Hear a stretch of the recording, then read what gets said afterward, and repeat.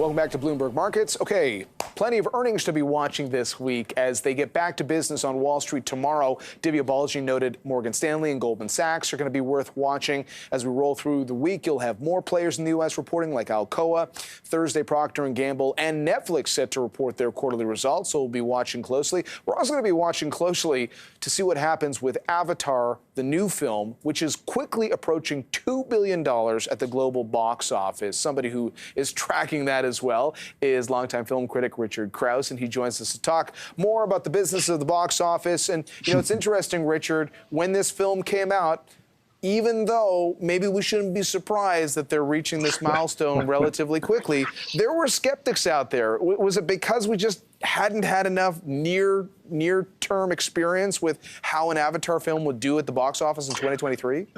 I think that might have been them. I was one of them that was asking the question, will you go see this movie? The previous Avatar movie was 13 years previous. And I was wondering, do people remember the character names? Do people have a real fondness for this franchise? Other than it being the first really long and really kind of and most accomplished 3D movie, Avatar to me didn't seem like it really embedded itself in people. Apparently, I was wrong. A week or so ago, I interviewed a guy called Raymond Knowles in Edmonton, Alberta, who has tattooed 95% of his body with Avatar tattoos. He's such a huge fan. So apparently, there's a lot of Raymond Knowles out there in the world because it will likely pass $2 billion this weekend.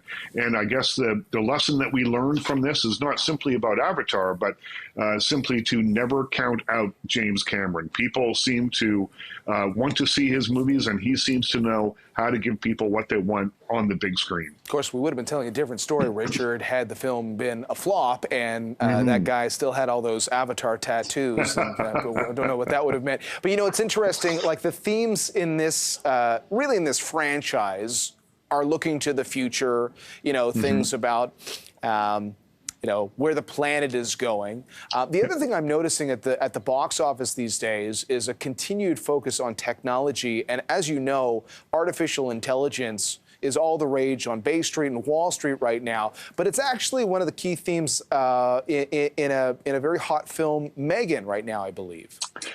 Yeah, Megan teaches us something here. So January and February are often the months, or have been the months, where studios kind of dump product that they're not really sure of. They don't know whether it will be, box office gold or not.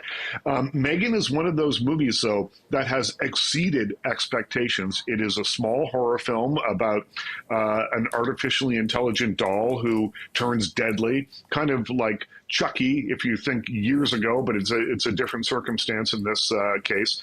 And it is doing gangbusters. It only fell off about 40% at the box office from its opening weekend last week to this weekend. And that's not very much for a horror film. Typically speaking, horror movies do really well on the first weekend, and then they tend to taper off fairly quickly.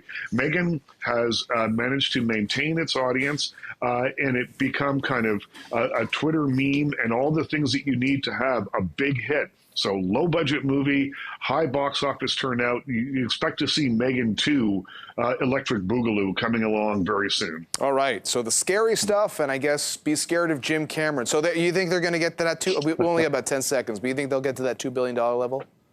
Absolutely. They'll do it by the end of the week.